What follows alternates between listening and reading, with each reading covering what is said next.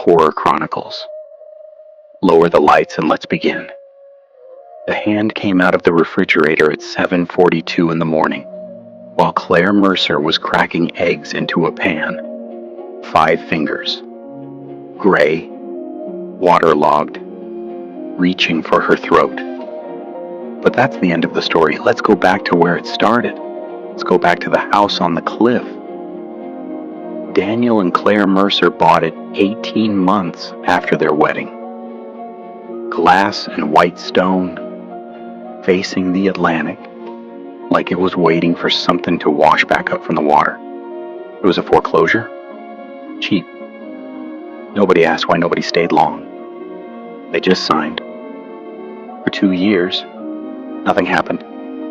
Not a creak, not a cold spot, not one bad night's sleep. They told their friends the house felt peaceful, almost watchful, like it liked having them there. They had no idea how right that word was, because someone was watching. His name was Eric Voss, 26 years old. Hung himself from the support beam in what was now their bedroom, 3 years before the Mercers ever saw the listing. His girlfriend had been sleeping with his roommate for 8 months. Found out on a Tuesday. He was dead by Thursday. 11 words in the note he left. Not one of them was her name. He couldn't write it. Watched the Mercers move in expecting to hate them. Instead, he watched a husband bring his wife coffee every morning without being asked. He watched her laugh at jokes that weren't even funny anymore, just because they were his. For 2 years, Eric Voss sat in the corners of that house and felt something he hadn't felt since the day he died. Peace, borrowed, secondhand, but real. Then it broke. It started with the dog. Biscuit, the golden retriever, had slept soundly in that house for 2 years straight. Then one morning he wouldn't go near the bedroom door. He just stood in the hallway, ears flat, staring at it like it was breathing. The next morning, Daniel found him bleeding. 3 long gashes across his side. Every door in the house still locked from the inside. The vet saved him, but he could explain the wounds. That was the day Claire called Marcus Webb. 11 years investigating houses on the eastern seaboard had taught Webb one thing. A spirit that goes silent for 2 years and then attacks isn't haunting anyone. It's reacting.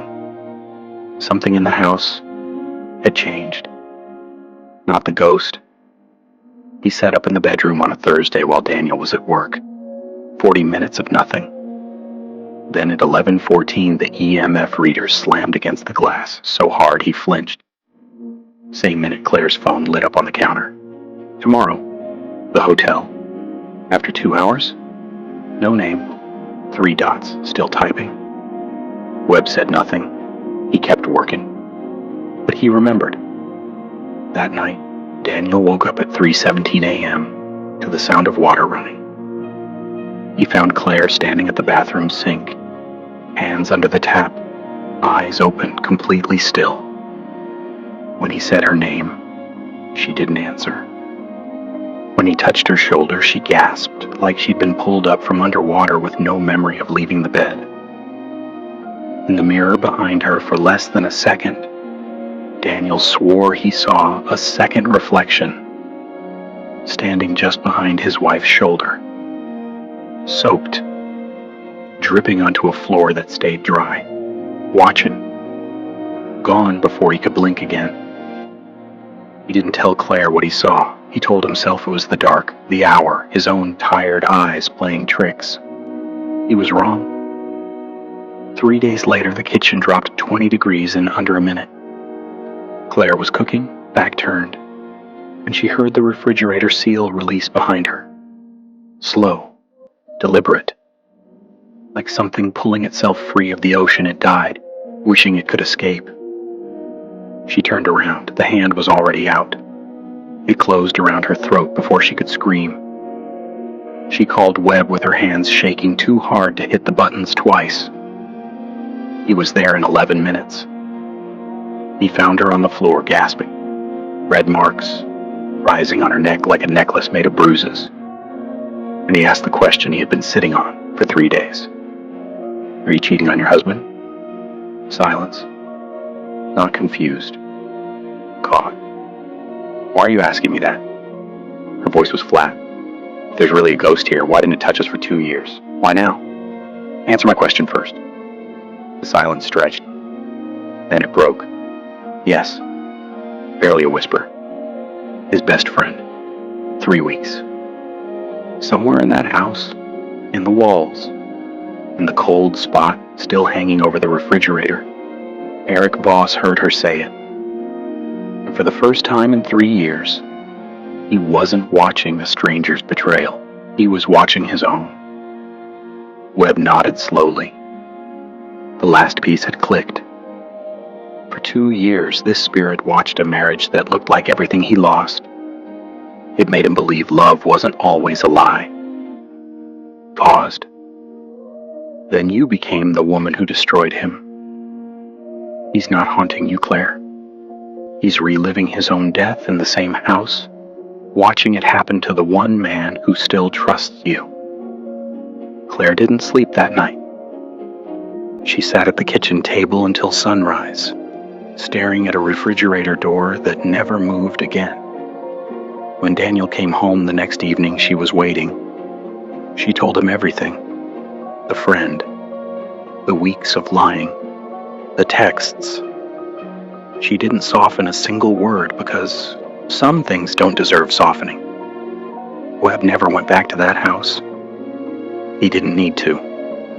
3 weeks later, Claire called him one last time. Not afraid. Just quiet. The cold spots were gone. Biscuit slept in the bedroom again, curled against the foot of the bed like nothing had ever happened there.